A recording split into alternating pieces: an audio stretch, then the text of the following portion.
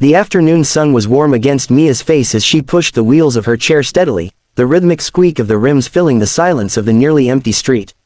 School was finally over, and as usual, she had taken the quieter back roads to get home. She didn't mind the extra distance, it kept her away from the loud crowds that often found amusement in mocking her. At 14, Mia had grown used to the stares, the whispers that floated behind her, and the cruel jokes that some kids thought were funny. She had learned to hold her chin up, even when her heart stung, and her arms ached from propelling her chair all day. But that afternoon was different. She was halfway down a stretch of cracked sidewalk when 3 shadows fell across her path. Mia stopped, her hands tightening on the wheels. The figures stepped out of the alley with lazy grins and cruel eyes. They were older, 2 years above her in school, but their reputation was already carved in stone. Jason, the ringleader, was tall and lanky, always smirking like he was in on some joke no one else knew. Beside him were Tyler and Brent, his loyal shadows, feeding off his cruelty like hyenas circling a lion.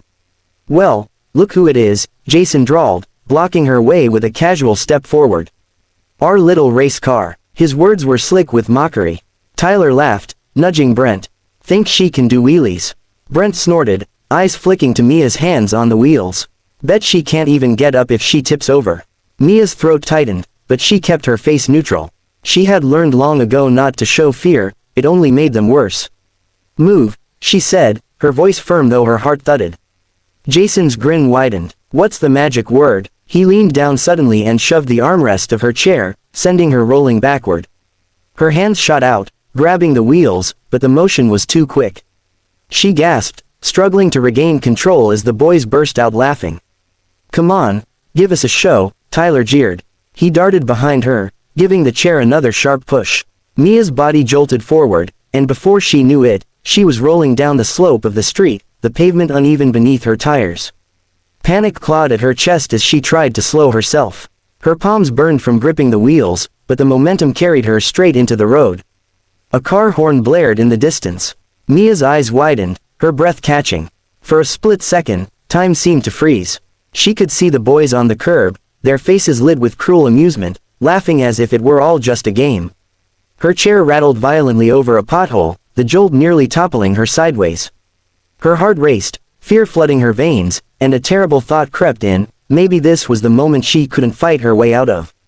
But then, from somewhere behind her, came a sound so powerful it drowned out the boys' laughter, the horn, and even her own thoughts.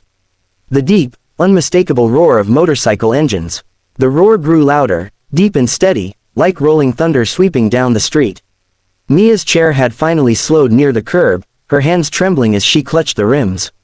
Her chest still heaved with panic, but now another sound cut through the fear, a chorus of engines, controlled and commanding.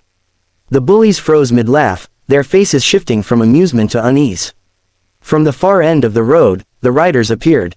6 motorcycles, lined together in perfect formation, engines growling low and menacing. The sunlight glinted off chrome, leather jackets, and steel helmets as they drew closer. There was something about the way they rode, synchronized, deliberate, almost like a pack of wolves, that made the air around them feel heavier. The boys on the sidewalk exchanged nervous glances. Maybe we should," Brent muttered, but Jason cut him off with a shaky laugh. "Relax, they're just bikers." His voice carried none of its usual confidence. The riders slowed, then rolled to a stop in a precise line across the street, blocking the boys' escape. The engines rumbled for a moment longer before one by one, they were cut, leaving behind a tense silence broken only by the faint tick of cooling pipes. The leader swung his leg off the bike first. He was broad-shouldered, with a thick gray beard and sharp, weathered eyes that scanned the scene like a hawk. He wore a black vest over his jacket, patches stitched across it, each one telling stories of roads traveled and brotherhood earned. His boots hit the pavement with a weight that made Jason and his friends instinctively step back. "Problem here, boys." His voice was deep, calm, but with an edge that made the question sound more like a threat. Jason opened his mouth, but his usual smirk faltered. We were just messing around. No big deal." Another biker dismounted, a tall woman with fiery red hair braided down her back. Her eyes softened as she walked past the boys without sparing them a glance, going straight to Mia. She crouched down, brushing dust from Mia's sleeve and checking her scraped palms. "You okay, sweetheart?" she asked gently. Mia swallowed, her voice shaking. Why yeah, I think so. Doesn't look funny to me, the leader said, his gaze locked on the bullies. His voice dropped lower, heavy with authority. You think it's fun to shove a girl in a wheelchair into the street? Jason stammered, his false bravado crumbling. We didn't mean. Shut it, the leader cut him off sharply. The other bikers shifted in unison, their presence alone enough to press the boys into silence. The woman smiled at Mia, her hand resting lightly on her shoulder. They won't bother you again, I promise. Jason shuffled backward, tugging at Brent's sleeve. We should go. Not yet, the leader barked, stepping forward. His boots echoed on the pavement as he loomed over them. You don't get to walk away after that.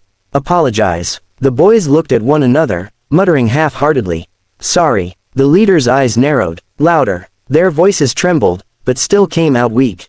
Sorry. That's not good enough, the leader growled, his tone like gravel. Say it like you mean it, or we'll stay here all night. The bullies, faces turned red with shame as they fumbled for words, knowing the wall of leather and steel wasn't going to move until they obeyed. The three boys stood frozen, their earlier cruelty crumbling into fear. Jason's smirk was gone, replaced with a twitch of his jaw as he struggled to hold his ground. Tyler kept glancing at the motorcycles lined up like silent sentinels, and Brent's hands fidgeted nervously at his sides. The air was thick with tension, the kind that made every second stretch painfully slow. The leader took another step toward them, his shadow falling over the boys. I said louder, let her hear it, let everyone hear it. His voice carried the weight of authority, the kind you didn't argue with. The other bikers stood behind him, arms crossed, silent but intimidating, their presence like a wall. Jason swallowed hard, his voice cracked when he tried to speak. We're sorry, he mumbled again, but the sound was barely above a whisper. Louder, the leader repeated, his tone sharp as a blade. His gray eyes never wavered, locking Jason in place. This time, Jason's face burned red as he forced the words out. We're sorry, he barked, his voice shaking. Tyler and Brent echoed him, stammering, we're sorry. Until their voices rose loud enough to carry down the street. The bikers didn't move at first, letting the boys stand in their own shame. Finally, the leader gave a slow nod. Good, now get out of here before I change my mind. The boys didn't wait for a second chance. They stumbled back, tripping over their own feet as they rushed to the sidewalk.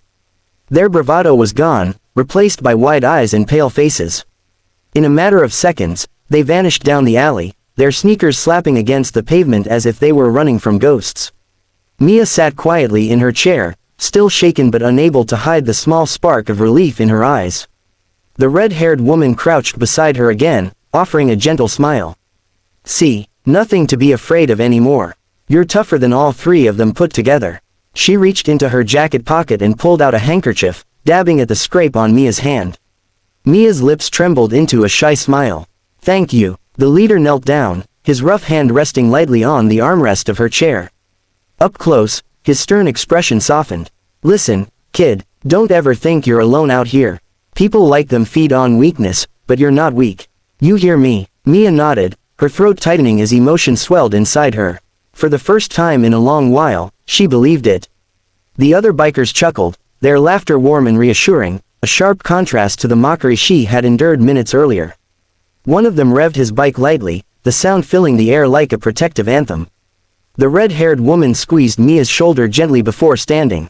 Anytime you see us around, just remember, you've got friends on the road. One by one, the riders mounted their bikes, engines roaring back to life, the street vibrating under their power. The leader gave Mia a final nod before slipping on his helmet. Stay strong, little warrior.